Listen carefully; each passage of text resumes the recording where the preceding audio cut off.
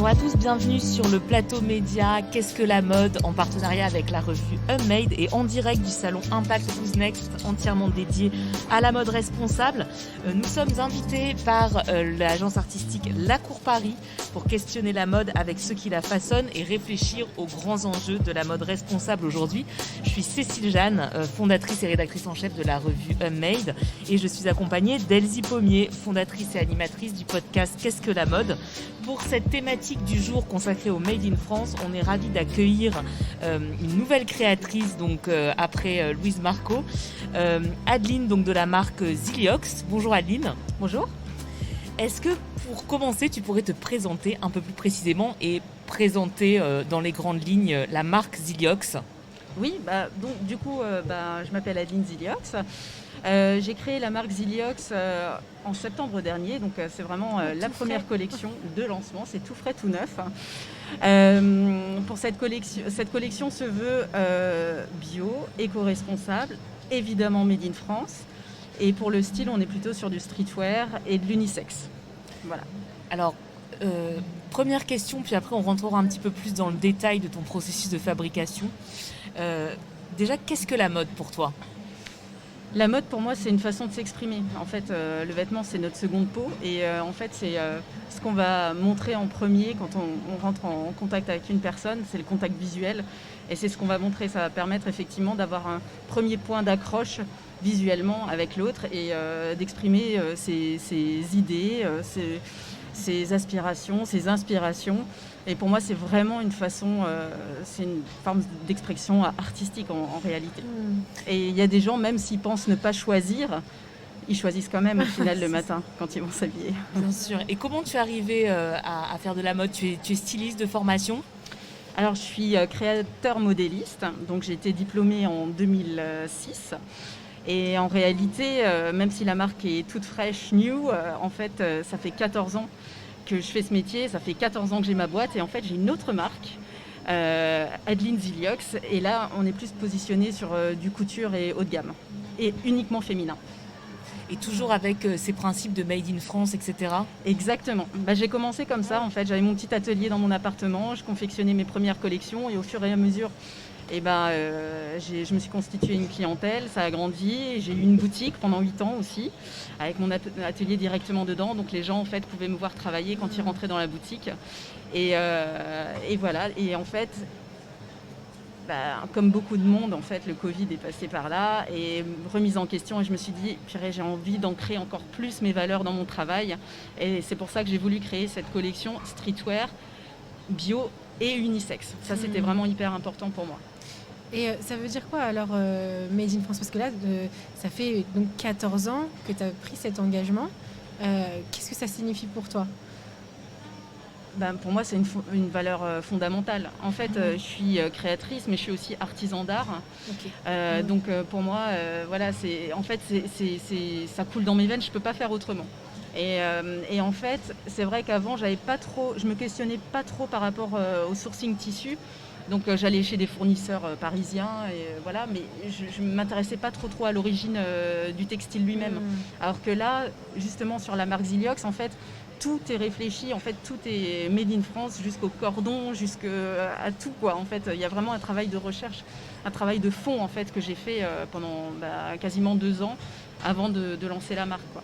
Donc quand tu dis bio, c'est que donc tu utilises des textiles issus de l'agriculture biologique, donc des matières naturelles qui sont tissées en France. Absolument. D'accord. Voilà. Super. Donc tu as vraiment effectivement une transparence. Une visibilité en fait donc sur les conditions de fabrication de tes pièces. Depuis le début dans les champs, quoi. Exact. Quasiment, oui, quasiment. Après, moi, il y a certains tissus, effectivement, que j'ai pas pu trouver en France parce que je souhaitais avoir une qualité vraiment premium. Et malheureusement, il y a certains fournisseurs français où, même si j'ai envie de travailler sur du Made in France, je peux pas. Donc, par exemple, toute la partie sweat molleton, en France, pour l'instant, j'ai pas trouvé. Je continue de chercher, mais il fallait que je lance ma collection. Donc, en fait, c'est un partenaire portugais. Voilà, mais voilà. Oui, Et ça là-dessus, reste de l'européen. ouais, et puis là-dessus, je suis hyper transparente. Mais j'essaye, en fait, je suis en constante recherche. Je ne m'arrête pas à ça, en fait. C'est juste que je n'ai pas trouvé, mais il fallait bien que je commence par quelque part. Mais en tout cas, il est certifié GOTS, donc voilà. Oui, tu as quand même la garantie que la qualité est tissée dans des bonnes conditions. Absolument. Et puis tout ce qui est confection, je travaille vraiment avec des ateliers à échelle humaine. Voilà, il y a des fois des couturières indépendantes avec lesquelles je travaille. Déjà pour les soutenir, parce que c'est aussi des artisans. Et voilà, enfin, moi je suis vraiment dans cette démarche-là de vouloir justement soutenir le Made in France et le faire progresser. Alors oui, à mon échelle, je suis pas un grand groupe, une multinationale, mais au moins à mon échelle. Et je pense que si chacun fait cet effort-là, en fait, voilà. Oui, ça peut vraiment aller dans le bon sens. Alors justement, tu disais que tu te définissais donc à la fois comme créatrice et comme artisan d'art, que pendant longtemps, il y avait ton atelier installé dans ta boutique, donc c'est toi qui créais les pièces. Oui. Du coup, là, pour Ziliox en particulier, est-ce que c'est toi qui continues à les créer? Donc tu avais l'air de dire que tu faisais appel à des ateliers, des couturières, mais est-ce que comment c'est fabriqué concrètement? Alors du coup, ce qui se passe, c'est que moi, je fais toute la phase création, prototypage. Donc vu que j'ai une formation de modéliste aussi, je fais tout ce qui est modélisme. Et après, j'envoie ce prototype avec le patronage dans les ateliers, mais qui sont vraiment à échelle humaine. Donc là, je travaille avec 2 ateliers. Donc il y en a un où en fait il y a une personne. Ouais, donc voilà, vraiment artisan. Et qui est au nord de l'Alsace en fait, parce que moi je suis originaire de Strasbourg. Et mon atelier est à Strasbourg aussi, atelier showroom. Et l'autre est à Paris en fait. Donc là, c'est encore différent. Mais bon, voilà, toujours à la recherche de partenaires. Oui, et puis j'imagine que tu travailles vraiment main dans la main avec eux, comme les autres créateurs qu'on rencontre. Il y a vraiment une vraie proximité avec les gens qui fabriquent tes vêtements. Vraiment, ce qui est difficile, en fait, quand on fait de la slow fashion, donc évidemment, on ne veut pas faire des milliers de pièces, même 100 pièces, en fait, c'est énorme pour nous.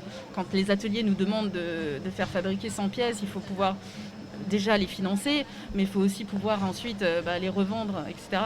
Et c'est vrai que des fois, c'est très très difficile de trouver des partenaires sur le long terme parce que en quantité, ils demandent trop, quoi. Alors que nous, des fois, on aimerait faire des mini-séries de 30 pièces, même si on paye un peu plus cher, c'est pas grave, en fait, on est prêt à ça. Mais c'est vrai que c'est pas toujours évident, quoi. Oui, ça c'est une vraie contrainte, effectivement, pour les créateurs du Made in France. Notamment, c'est effectivement les volumes. Ouais, concilier volume, quantité avec créativité. Parce que tu disais dans Qu'est-ce que la mode, c'est un mode d'expression. Et justement, alors comment tu conçois aussi dans tes inspirations? Qu'est-ce qui t'anime? Qu'est-ce qui anime Ziliox en fait dans cette expressivité? Alors déjà, il y a un côté très très graphique que j'ai toujours eu en fait, qui est dans mon ADN, que ce soit aussi bien sur ma marque couture Adeline Ziliox que Ziliox. Toujours ce côté très très graphique, effectivement assez futuriste, par des coupes, elle aussi très très graphique du coup. Et après, c'est vrai qu'aujourd'hui on est dans une ère, comment dirais-je, où on a besoin de s'identifier et en même temps de trouver sa propre identité. Et le but, c'était justement de créer des pièces et des collections intemporelles et qui aillent à toutes les morphologies, qui soient vraiment inclusives. Et aussi, pour le côté un peu plus, je ne sais pas si on peut dire éco-responsable, mais de partager son dressing, par exemple, avec son homme ou sa femme. Donc là, le fait que les pièces elles soient unisexes, non genrées, en fait, on peut tout à fait partager son dressing avec son conjoint, quoi. Oui. Et puis tu disais justement que la mode pour toi c'était aussi une accroche, un contact visuel, donc c'est presque logique que ce soit graphique, dans des coupes aussi très fortes. Donc il y a une vraie cohérence entre la définition que tu as et comment tu vois la mode et comment tu du coup la retranscris par des choix matières, des choix de coupe. Merci de nous avoir partagé cette façon d'illustrer, cette façon de voir la mode. Avec plaisir. Merci beaucoup Adeline. Merci, à bientôt. À bientôt. À bientôt.